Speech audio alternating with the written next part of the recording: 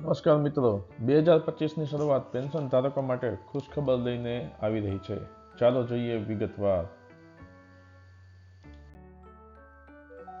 મિત્રો, વર્ષ 2025ના પ્રારંભે પેન્શનરો માટે મહત્વપૂર્ણ સમાચાર. ભારત સરકારે પેન્શનરોના હિતમાં કેટલાક નીતિગત ફેરફારો કર્યા છે, જે 1 જાન્યુઆરી 2025થી લાગુ થશે.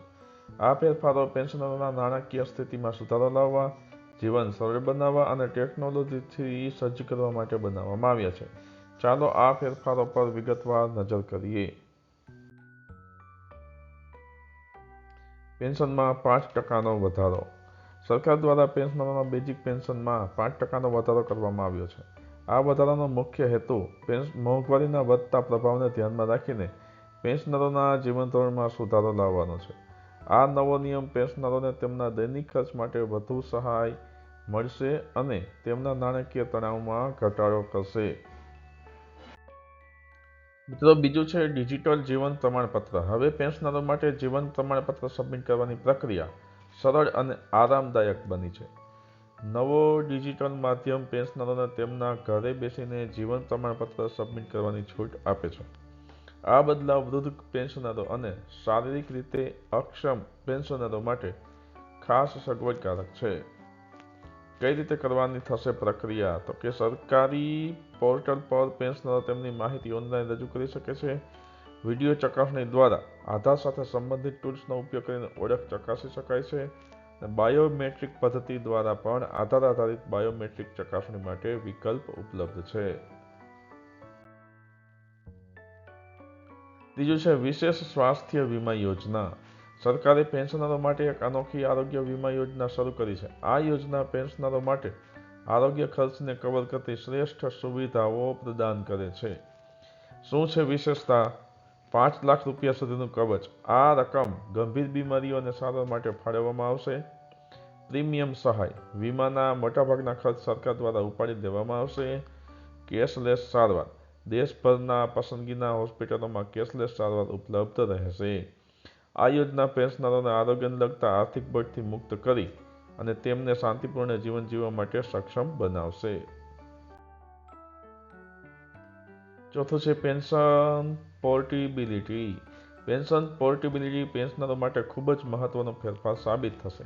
હવે પેન્શનરો તેમનું નિવાસ સ્થળ જ્યાં પણ હોય તે છતાં કોઈપણ બેંક અથવા એટીએમમાંથી પેન્શન ઉપાડી શકે છે. ફાયદા શું છે? તો કે મૂળ સ્થાનથી દૂર રહેતા પેન્શનરો માટે ખાસ ઉપયોગી છે.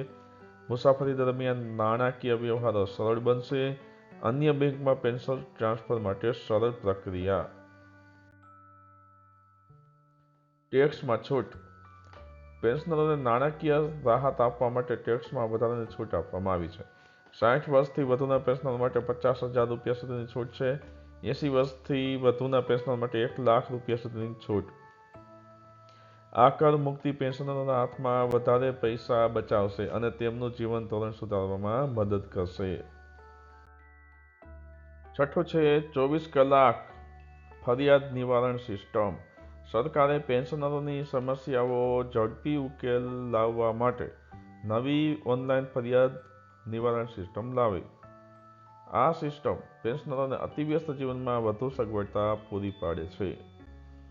મુખ્ય લાક્ષણિકતાઓ આ પ્રમાણે છે. વેબ પોર્ટલ અથવા તો મોબાઈલ એપ દ્વારા ફરિયાદ નોંધાવવાની સુવિધા, 48 કલાકમાં તાત્કાલિક જવાબની ખાતરી અને 24 કલાક હેલ્પલાઇન કાર્યરત રહેશે. સાતમું છે પેન્શન ટ્રેકિંગ એપ. આ ટેકનોલોજી આધારિત યુગમાં પેન્શનરો માટે ખાસ મોબાઈલ એપ લોન્ચ કરવામાં આવી છે. આ એપ પેન્શનરોને તેમની તમામ નાણાકીય વિગતો આંગળીના વેઢે પૂરી પાડશે. શું છે વિશેષતાઓ?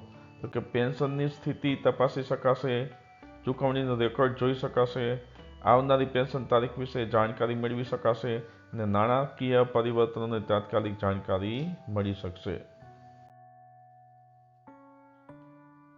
આ નીતિઓથી પેન્શનરોને કેવા ફાયદા થશે? નાણાકીય સ્થિરતા વધશે. વધારાની પેન્શન અને ટેક્સ છૂટથી પેન્શનરોનું નાણાકીય બળ મજબૂત થશે. સુગમ જીવન. ડિજિટલ માધ્યમ અને મોબાઈલ એપ દ્વારા પેન્શન સંબંધિત દરેક પ્રક્રિયા સરળ બની જશે. આરોગ્ય સુરક્ષા.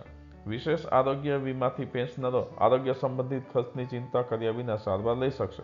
આઝાદી અને સગવડતા. પેન્શન પોર્ટેબિલિટી અને ફરિયાદ નિવારણ સિસ્ટમથી પેન્શનરો વધુ સ્વતંત્ર બનશે. વર્ષ 2025ના આ નવા નિયમો પેન્શનરો માટે નવી આશાઓ અને સરળતાઓનું દ્વાર ખોલશે.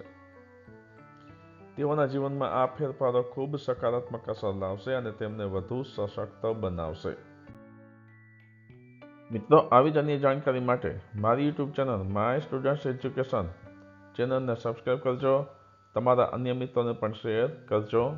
ધન્યવાદ.